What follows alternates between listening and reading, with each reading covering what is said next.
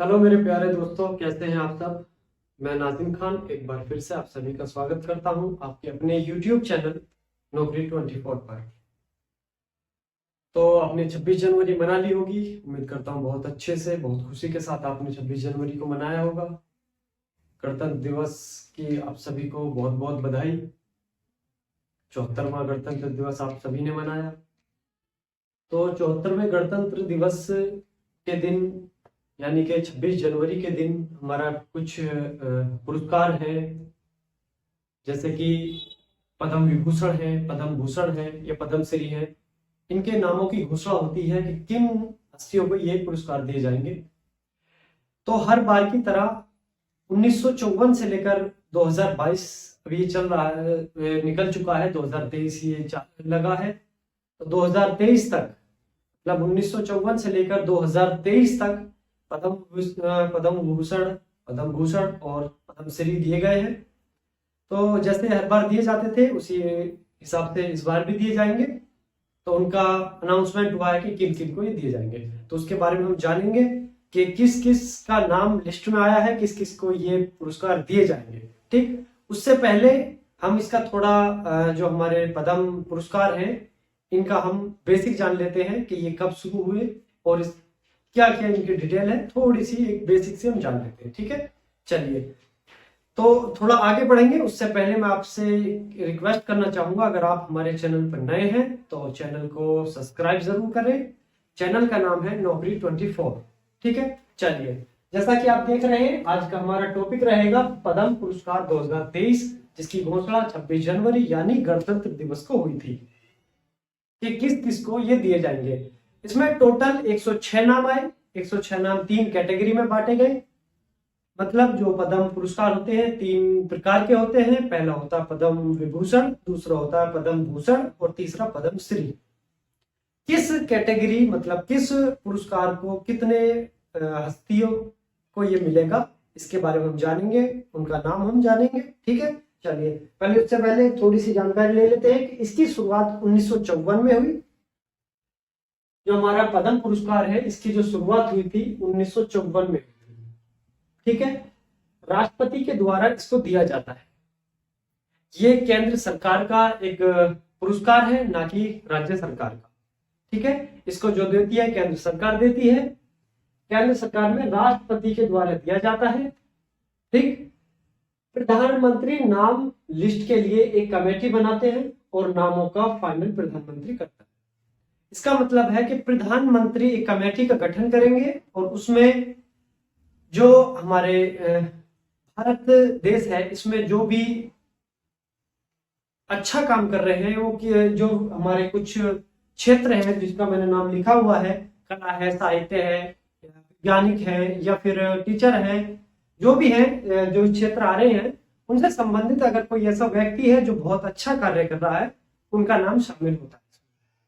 जो कमेटी होती है वह नामों को छांटती है और उन नामों को प्रधानमंत्री या भारत का जो प्रधानमंत्री है उस तक सिफारिश करती है कि नामों को रखती है। और फाइनल नामों का जो डिसीजन होता है, जो उनका लिस्ट तैयार करती है, फाइनल सिग्नेचर होते हैं वो प्रधानमंत्री के होते हैं। प्रधानमंत्री जिसे चाहे उसको ये पुरस्कार दिलाते हैं। ठीक है, चलिए। जैसा कि देख पा रहे हैं प्रधानमंत्री नाम लिस्ट के लिए कमेटी बनाते हैं और नामों का फाइनल प्रधानमंत्री करते हैं। ठीक है, चलिए। 1978, 1979, 1993 और 1997 में ये नहीं दिए गए। इनकी जो शुरुआत हुई थी वो 1954 में हुई थी। एक खास कारण रहा और वो ये रहा कि इसमें जो होता है ना कि प्रधानमंत्री जिसको चाहे उसको ये पुरस्कार दिलाते हैं। वो चाहे तो केवल अपनी ही पार्टी संबंधित को ये पुरस्कार दिला दे, वो चाहे तो किसी विरोधी पार्टी को दिला दे, मतलब जिसको वो चाहे। और इसमें कोई हस्तक्षेप नहीं कर सकता। जो अपोजिशन होती है वो इसमें हस्तक्षेप नहीं कर सकती, उनकी नहीं चलती। जो चाहे प्रधानमंत्री वो फैसला ले सकता है कि किसको ये पुरस्कार दिया जाना है। ठीक है, 1978 में इसको नहीं दिया गया, 1979 में नहीं दिया गया, 1993 में नहीं दिया गया, 1997 भी नहीं दिया गया। ठीक है, 1978 में क्यों नहीं दिया गया? क्योंकि प्रथम गैर कांग्रेसी सरकार जो आई थी मोरारजी देसाई की 1978 में आई थी। उससे पहले कांग्रेसी सरकार चली आ रही थी।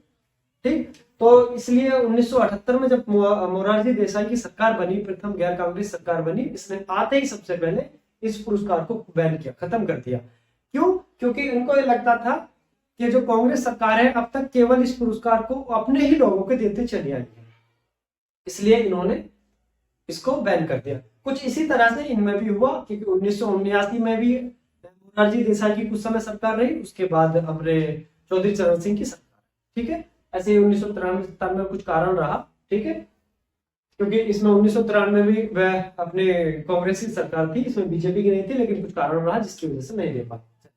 नामों की घोषणा 26 जनवरी को होती है। जो किसको पद्म पुरस्कार दिए जाने हैं, इसकी जो घोषणा होती है वो 26 जनवरी के शाम में होती है, संध्या पूर्व होती है, 26 जनवरी के दिन ही होती है, केवल गणतंत्र दिवस वाले दिन, ठीक है। मार्च अप्रैल माह में दिए जाते हैं। देखिए अब 26 जनवरी में इनकी घोषणा हो गई कि किन किन को ये पद्म पुरस्कार दिए जाएंगे। अब जो इनको केवल इनके नामों की घोषणा हुई है, जो पद्म ये हमारे पुरस्कार है, इसमें एक सनद होती है और एक मेडल होता है, जिनको राष्ट्रपति महोदय के द्वारा दिया जाता है। कहां पर दिया जाएगा? इसको दिया जाएगा राष्ट्रपति भवन, ठीक है। चलिए, इसका जो क्षेत्र होता है कि किस क्षेत्र में इसको दिया जाता है, तो जिसमें कला है, पेंटिंग है, मूर्ति कला है, वैज्ञानिक प्लस इंजीनियर, ठीक, सामाजिक कार्य ये क्षेत्र है, सार्वजनिक मामले हैं, व्यापार व उद्योग है, चिकित्सा है, साहित्य प्लस शिक्षा है, खेल आदि में इसको दिया जाता है, ठीक। चलिए, इसकी जो संख्या है वो 120 से अधिक नहीं होनी चाहिए। एक वर्ष में केवल 120 से ही हो, इससे अधिक ना हो, कम हो सकते हैं, इससे अधिक की सूची ना बने, ठीक है। इसके अंदर देखो ये दो तरह से दी जाती है, एक तो जो जीवित है उनको दिया जाता है, एक जो मर चुके हैं मरणोपरांत भी दिया जाता है। लेकिन जो 120 की संख्या है ना, ये मरणोपरांत को अलग करके है, 120 प्लस मरणोपरांत हो सकता है, लेकिन जो जीवित है उनका केवल 120 ही आएंगे, मरणोपरांत अलग होते हैं, ठीक है। पुरस्कारों के जो प्रकार होते हैं 3 होते हैं, मैं आपको बता चुका हूं। पहला होता है पद्म विभूषण, दूसरा होता है पद्म भूषण और तीसरा होता है पद्म श्री, ठीक है, ये आप देख चुके हैं। ये एक नोट लिखा हुआ है, यह पुरस्कार मरणोपरांत भी दिया जाता है तथा विदेशी नागरिकों को भी दिया जाता है। ये जरूर नहीं है कि भारत का नागरिक है तो ही इसको पुरस्कार ये दिया जाएगा, नहीं। अगर कोई विदेशी है और अच्छा काम कर रहा है, सरकार की नजरों में आ रहा है, या फिर सरकार से उसकी अच्छी संबंध है, कुछ लगता है कि इसको देने से कुछ प्रॉफिट होगा देश के लिए, तो उनको भी दे दिया जाता है एक नाम करने के लिए, ठीक। चलिए, तो अब हम शुरू करते हैं, जिसके स्पेशली जिसके लिए वीडियो बनाई जा रही है। एक करंट का टॉपिक है जो आने वाले किसी भी एग्जाम में, जो आपसे 26 जनवरी 2023 के बाद जो भी एग्जाम अपने तैयार हो रहे हैं, उनमें ये मानता हूं कि कम से कम एक क्वेश्चन तो इसमें करंट में उठेगा ही उठेगा, ठीक है। तो ये पहला है पद्म विभूषण। 6 व्यक्तियों को, यानी कि 6 हस्तियों को ये दिया गया है। कौन सा? पद्म विभूषण 6 हस्तियों को दिया गया है। पहले कौन है? श्री बालकृष्ण दोषी। श्री बालकृष्ण दोषी है, ये मरणोपरांत, इनकी डेथ हो चुकी है, लेकिन इनको मरने के बाद में, मतलब मरणोपरांत इनको दिया गया है। इनका जो क्षेत्र रहा अन्य आर्किटेक्चर क्षेत्र के में दिया गया है, और इनका राज्य है गुजरात। ये गुजरात से संबंध रखते हैं, गुजरात के रहने वाले हैं, और अन्य आर्किटेक्चर के उसमें क्षेत्र में इनको दिया गया है, नाम है बालकृष्ण दोषी, ठीक। मरणोपरांत याद रखें, मरणोपरांत। सवाल बनता है कि किसे मरणोपरांत 2023 पद्म विभूषण पुरस्कार दिया गया, ठीक है। तो याद रखेंगे बालकृष्ण दोषी। दूसरा है हमारा श्री जाकिर हुसैन। इनके नाम से आप अच्छी तरह वाकिफ होंगे। ये तबला वादक है, मशहूर तबला वादक है इंडिया में, बहुत अच्छे। आपने अगर आप जनरल नॉलेज पढ़ते होंगे तो इनका नाम बहुत बार आपने पढ़ा होगा, सुना, ठीक है। इनका क्षेत्र कला है, महाराष्ट्र के रहने वाले हैं, तबला वादक है, इसलिए कला में यह, ठीक है। तीसरा है श्री एस.एम. कृष्णा। क्या है? श्री एस.एम. कृष्णा। क्षेत्र है सामाजिक मामले, सामाजिक मामले। राज्य कर्नाटक से संबंध रखते हैं, कर्नाटक के रहने वाले हैं, नाम है एस.एम. कृष्णा, सामाजिक मामले, ठीक। चौथा है श्री दिलीप महालनोबिस। चौथा क्या है? श्री दिलीप महालनोबिस। इनका क्षेत्र चिकित्सा से संबंध रखते हैं और पश्चिम बंगाल के रहने वाले हैं, पश्चिम बंगाल के रहने वाले हैं श्री दिलीप महालनोबिस, ठीक। पांचवा है श्री श्रीनिवास वर्धन। श्री श्रीनिवास वर्धन, इनका जो क्षेत्र रहा वो विज्ञान प्लस इंजीनियर रहा, और ये रहने वाले कहाँ के हैं, यूएसए के हैं।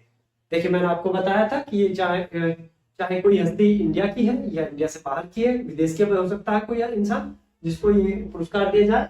और तो ये कौन है, श्रीनिवास वर्धन है, जिनको भारत से बाहर का व्यक्ति है जिनको पद्म विभूषण दिया गया।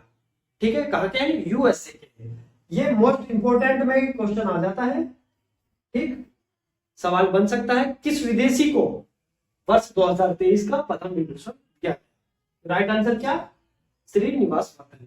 ठीक, अंतिम चलते हैं छठा, क्योंकि हमारे पद्म विभूषण जो 6 को मिला, तो छठा क्या है, श्री मुलायम सिंह यादव। इनको तो बहुत अच्छी तरह आप जानते होंगे, एक भारतीय राजनीति में बहुत अच्छा चेहरा रहे, बहुत नामी गिरामी चेहरा रहे, उत्तर और खास तौर से उत्तर प्रदेश की राजनीति में। समाजवादी पार्टी के ये संस्थापक रहे हैं, इन्होंने समाजवादी पार्टी गठन किया, बहुत ये पुराने इसके अध्यक्ष भी रहे हैं। ठीक, और पूर्व मुख्यमंत्री भी रहे हैं। इनके बारे में बहुत जितना बताया उतना कम रहेगा। ठीक है, क्षेत्र है सामाजिक मामले और राज्य उत्तर प्रदेश से संबंध रखते हैं। इसी वर्ष 2022 में इनकी डेथ हुई थी। ठीक, वर्ष 2022 में मरणोपरांत इनको दिया गया। ठीक है, चलते हैं पद्म भूषण की तरफ। पद्म भूषण 6 नाम शामिल हुए पद्म भूषण में। पहला नाम है एस.एल. भैरप्पा, कर्नाटक के रहने वाले हैं। इनका क्षेत्र है साहित्य और शिक्षा। साहित्य और शिक्षा में एस.एल. भैरप्पा को, जो कर्नाटक के रहने वाले हैं, पद्म विभूषण दिया गया।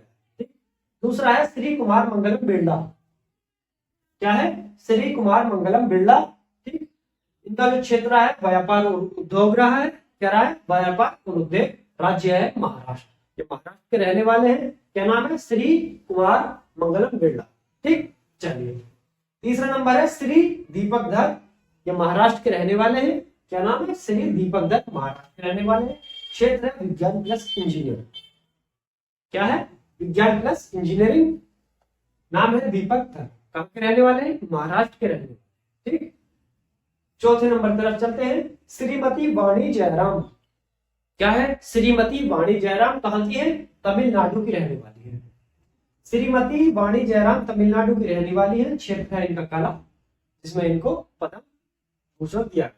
ठीक है, पांचवा नंबर है श्री स्वामी चिन्ना जियार। श्री स्वामी चिन्ना जियार, इनके नाम से आपको पता लग रहा होगा कि ये तमिल साइड के हैं। तमिल में कहा,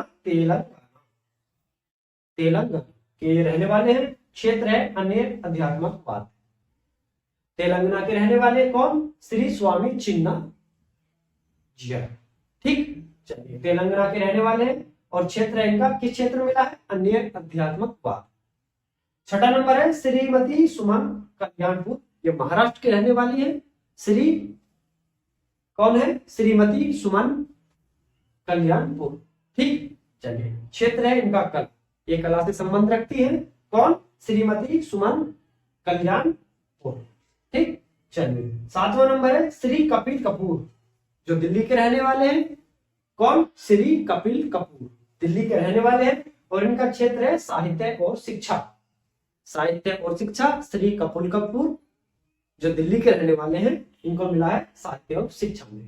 क्या मिला है, पद्म भूषण। ठीक, आठवां नंबर है श्रीमती सुधा मूर्ति, कर्नाटक की रहने वाली है। श्रीमती सुधा मूर्ति, क्षेत्र है इनका सामाजिक कार्य। सामाजिक कार्य में इनको पद्म भूषण दिया गया।